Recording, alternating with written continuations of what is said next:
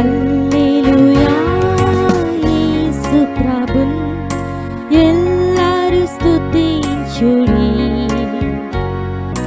వల్లభుని. Praise the lord. దేవునికి మహిమ స్తోత్రము కలుగును గాక. దేవుని వాక్యము యొద్దకు మరలా రావడానికి ప్రభు ఇచ్చిన తరుణాన్ని బట్టి ప్రభుకి ఎంతో వందనాలు. మీ ఆసక్తి కొరకు కూడా ప్రభువును స్తోత్రిస్తున్నాం. వాక్యమే మన పాదములకు దీపం, మన త్రోవకు వెలుగైనది. మన జీవితాన్ని బాగు చేసి స్వస్థపరిచి ఆశీర్వదించి నిలబెట్టేది దైవవాక్కు. కాబట్టి దానికి అప్పగించుకోవాలి. ఈ సమయంలో దేవుని వాక్యములో నుండి సామెతల గ్రంథము 21వ అధ్యాయము 3వ వచనాన్ని చదువుకుందాం. సామెతలు 21వ అధ్యాయం 3వ వచనం. నీతి న్యాయములను అనుసరించి నడుచుకునుట బలులు అర్పించుట కంటే యెహోవాకి ఇష్టము. ప్రార్థిస్తాం. ప్రేమ కలిగిన తండ్రి, నీ వాక్కు అనుగ్రహించి మీరే మహిమ ఘనత ప్రభావాలు పొందమని, నీ రొట్టె విరిచి పంచిపెట్టమని యేసుక్రీస్తు వారి అద్వితీయ నామములో ప్రార్థిస్తున్నాము తండ్రి. ఆమేన్. ప్రియులారా, నీతి న్యాయములను అనుసరించుట బలులర్పించుట కంటే యెహోవాకి ఇష్టం. దేవునికి ఇష్టమైందేంటి? ఆరాధన, బలి అర్పణ ఆయనకి ఇష్టమైనది. ఆయనకి బలి అర్పణ ఇష్టమైతే ఆయన అంటున్నాడు, నీతి న్యాయములను అనుసరించుట బలులర్పించుట కంటే నాకు ఇష్టం అంటున్నాడు. అంటే దేవుణ్ణి ఆరాధించే మనము నీతి న్యాయములను అనుసరించకుండా ఆయనకి ప్రార్థన చేసినా ఆరాధన చేసినా అది వ్యర్థం. అందుకే ఒక వ్యక్తితో అన్నాడు, దేవుని వాక్యములో మనము చూస్తాం, నీతి న్యాయములు అనుసరించుట అంటే దేవుని మాటకు లోబడుటే, దేవుని మాటకు విధేయత చూపించుటే. అందుకే బలులు అర్పించుట కంటే,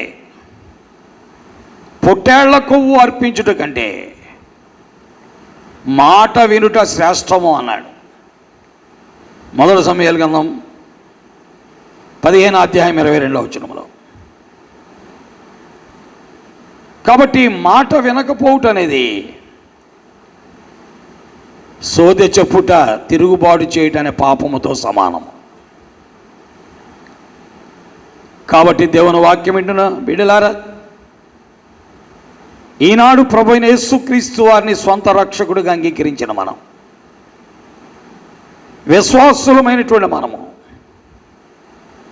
ఆయనకు ఆరాధన చేస్తూ ప్రార్థన చేస్తూ ప్రతి ప్రభు దినములో కానుకలు సమర్పిస్తున్న మనము నీతి న్యాయములను అనుసరిస్తున్నామా? అవి కాకుండా ఇవన్నీ చేస్తే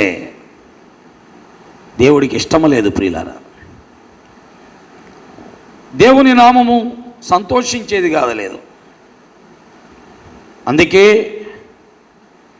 దేవునికి ఇష్టమైన కార్యం మనం ఎప్పుడూ చేయాలి. ప్రభువైన యేసుక్రీస్తు వారు లోకములో ఉండగా ఆయన అన్నారు, ఆయనకి ఇష్టమైన కార్యాన్ని నేను ఎల్లప్పుడూ చేయదను అని యోహాను సువార్త 8:29 అన్నారు. ఆయనకి ఇష్టమైన కార్యం ఏంటి?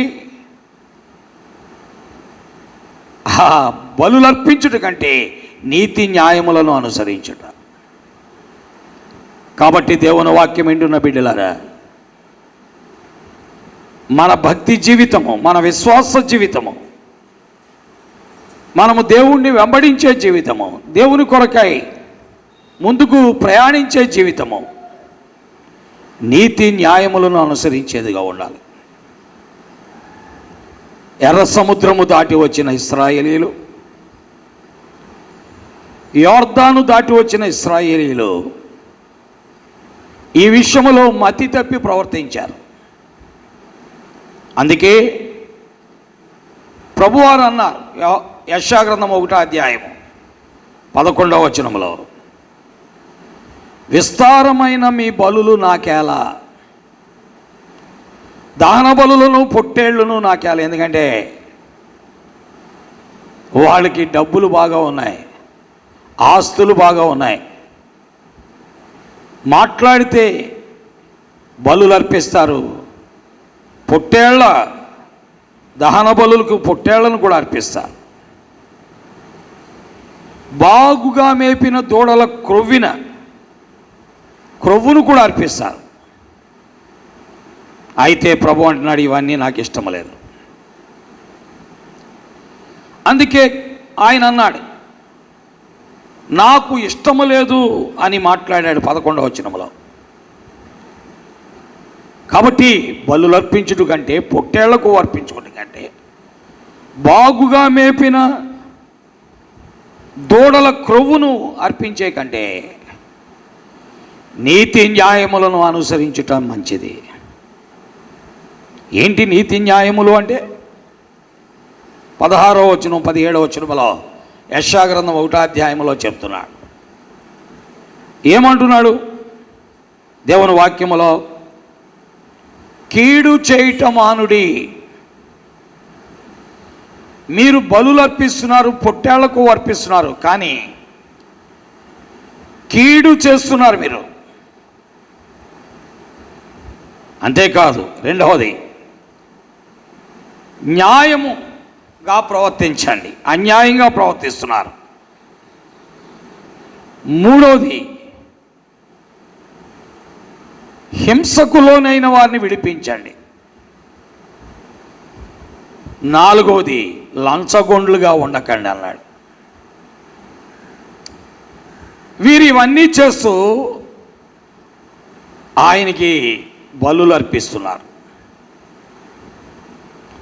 కీడు చేస్తూ బలులు అర్పిస్తున్నారు, అన్యాయము చేస్తూ బలులు అర్పిస్తున్నారు. అంతేకాదు, హింసించబడే వారిని విడిపించకుండా బలులు అర్పిస్తున్నారు, లంచగొండ్లుగా బలులు అర్పిస్తున్నారు. విశ్వాసులారా, ఈనాడు మనము కూడా చేసే పని అదే. ఆనాడు ఇశ్రాయేలీయులు ఏ పని అయితే చేశారో, ఈనాడు నూతన నిబంధన విశ్వాసులమైన మనం ఆ ప్రభువైన యేసుక్రీస్తు వారిని సొంత రక్షకుడిగా అంగీకరించి క్రైస్తవులం, మేము క్రీస్తు మా దేవుడు అని చెప్పుకునే మనము కూడా ఇవే పనులు చేస్తూ ఉన్నాం. దేవుని వాక్యములో మనము చూస్తున్నాం. పిల్లరా, ఏంటి ఈ పనులు? మనం ఏం పనులు చేస్తున్నాం? నిజమే, ఈ రోజున నీవు కీడు చేయట్లేదా? అన్యాయముగా ప్రవర్తించట్లేదా? నీవు హింసించట్లేదా? లంచగొండిగా లేవా? ఉన్నావు కదా. ఎందుకంటే ఈనాడు మన కుటుంబ వ్యవస్థలో మనం చేస్తున్న పనులవే, మన జీవితాల్లో మనం వెంబడిస్తున్న పనులవే. అందుకే మనము వివాహాల సమయంలో మనం చూస్తుంటాం చాలామందిని. దైవికమైనది, యోగ్యమైనది, న్యాయమైనది, దేవునికి సంబంధించినది మన దగ్గరికి వచ్చింది అనుకోండి, వాళ్ళకి మేడలు లేవు, మిద్దెలు లేవు, అపార్ట్మెంట్స్ లేవు, కాబట్టి వదిలేస్తాం మనం. వాళ్ళు మంచి ఆరాధికులు, ప్రార్థనాపరులు, దేవుణ్ణి ఎరిగిన వారు అయినప్పటికీ మాకు లంచం ఇస్తారా? లంచం అంటే ఏంటి? అపార్ట్మెంట్ కావాలి మాకు, దాదాపు 15-20 లక్షల క్యాష్ కావాలి, లేదా 30 లక్షల క్యాష్ కావాలి. అలాగైతేనే ప్రియమైన దేవుని వాక్యం వింటున్న బిడ్డలారా, ఎంత భయంకరమైన దుస్థితి ఈనాడు క్రైస్తత్వంలో, ప్రభువుని ఎరిగిన బిడ్డలలో, బైబిల్ పెట్టుకు తిరిగే మనలాంటి వారిలో, లేక దైవ అని చెప్పుకుంటున్న మన వంటి వాళ్ళు లేరా? ఇటీవల కాలంలో ఒక వ్యక్తి అంటున్నాడు, అయ్యా మేము ఇష్టపడ్డాం కానీ వారు మాకేమీ లేదని వదిలేశారు. నేనన్నాను, మీకేమీ లేకపోవడం ఏంటి? మీరు ప్రభువుని ఎరిగిన వారు కదా, మీ బిడ్డ కూడా ప్రభు ఎరిగింది కదా, మీరందరూ ప్రభులో ఉన్నవారు కదా అంటే అన్నాడు, అవన్నీ కాదండి, మాకు మేడలో మితులు లేవు. ప్రియమైన దేవుని వాక్యం వింటున్న బిడ్డలారా, మనం కీడు చేయట్లేదా? మనం అన్యాయముగా ప్రవర్తించట్లేదా? మనము మనుషులను హింసించట్లేదా? మనము లంచగొండ్లుగా లేమా? నటించట్లేదా? అందుకనే నీతి న్యాయములను అనుసరించుట బలులర్పించుట కంటే శ్రేష్టమని ప్రభువు మాట్లాడుతున్నాడు. సామెతల గ్రంథం 21వ అధ్యాయంలో మనం చూస్తున్నట్లయితే స్పష్టముగా అక్కడ రాయబడిన మాట మనం చూస్తున్నాం. నీతి న్యాయములను అనుసరించి నడుచుకొనుట బలులర్పించుట కంటే శ్రేష్టం. ఆలోచిద్దాం, ఆ ప్రభు వైపు చూద్దాం, ఆ ప్రభు మీద ఆధారపడదాం, మన పాపాలు దేవుని దగ్గర ఒప్పుకుందాం. నీవెంత ఘోర పాపాత్ముడైనా నీ పాపమును క్షమించుటకు యేసుక్రీస్తు సిద్ధముగా ఉన్నాడు. అందుకే యోహాను సువార్త 1వ అధ్యాయము, యోహాను రాసిన మొదటి పత్రిక 1వ అధ్యాయము 9వ వచనములో అంటున్నాడు, ఏమని? మన పాపములను మనము ఒప్పుకునేలా ఆయన నమ్మదగిన వాడు, నీతిమంతుడు గనక ఆయన మన పాపములను క్షమించి సమస్త దుర్నీతి నుండి పవిత్రులుగా చేస్తాడు. పిల్లలు వ్యక్తిగతంగా ఇటీవల కాలంలో మా ఫ్యామిలీ తరపున మా బ్రదర్ కుటుంబంలో ఒక వివాహ సంబంధం వచ్చింది. ఆ సంబంధానికి వెళ్ళారు. వాళ్ళు దేవుణ్ణి ఎరిగిన వారు, వాళ్ళకి చర్చ్ కూడా ఉంది, మేము పరిచర్య చేస్తున్నాం అని చెప్పారు, పరిచర్యలో ఉన్నామని చెప్పారు. కానీ ఆ పాస్టర్ గారు లేచే, అయ్యా 15 లక్షలు కావాలని అడిగారు. 10 లక్షలకి బేరమైంది. 10 ఇస్తే కానీ మేము చేసుకోమన్నారు. 9.5 ఇస్తే కానీ మేము చేసుకోం, 9 ఇస్తే కానీ చేసుకోం. చివరికి ఏమన్నారంటే, అయ్యా వాళ్ళ పాపం కింద మీద పడి వాళ్ళ చేతులు వీళ్ళ కాళ్ళు పట్టుకుని 9 సిద్ధపరిస్తే మరి బండి ఇస్తా అన్నారు. అబ్బా, ఎంత విచారకరమైన విషయం! తప్పు కదా? మన విశ్వాసులమేనా? అందుకనే ప్రభు అంటున్నాడు, నీతి న్యాయములను అనుసరించి నడుచుకొనుట బలులు అర్పించుట కంటే నాకు ఇష్టము అని ఆయన మాట్లాడుతున్నాడు. కాబట్టి దేవుని వాక్యం వింటున్న బిడ్డలారా, ఇది మా స్వయంగా మా సహోదరుల కుటుంబంలో జరిగిన సంగతి మీకు చెప్తున్నాం. కాబట్టి నీతి న్యాయములను అనుసరించి నడుచుకునుట యెహోవాకు బలులు అర్పించుట కంటే, మరి బలులు అర్పించుట కంటే యెహోవాకు ఇష్టం అది. కాబట్టి అన్యాయంగా వద్దు, దేవుణ్ణి వెంబడిద్దాం. ప్రభు తన వాక్యమును దీవించి ఆశీర్వదించునుగాక. ఆమేన్.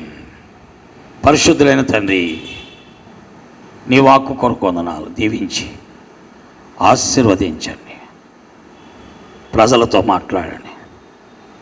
ఈనాడు ఎంతో భ్రష్టత్వం ఉన్నది తండ్రి. ఇప్పటికైనా మా పాపాలు మేము ఒప్పుకుంటే నువ్వు క్షమిస్తావు, వాటిని విడిచిపెడితే క్షమిస్తావు. ఇంకా మా జ్ఞానోదయం కలగలేదు, బుద్ధి దయచేయండి, సహాయపడండి.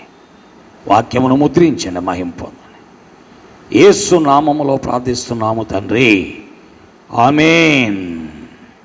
తండ్రి, కుమార, పరిశుద్ధాత్మ త్రియేక దేవుని యొక్క సహాయము వాక్యం వినే వారందరికీ జ్ఞానోదయము కలుగు చేయునుగాక. ఆమేన్. Praise lord. దేవునికి వందనాలు. దేవుడి మిమ్మల్ని దీవించుగాక. చంద్రులారాయిలా దేవుని స్తుతించుడి, హృదయమును వెలిగించిన యేసుని స్తుతించుడి.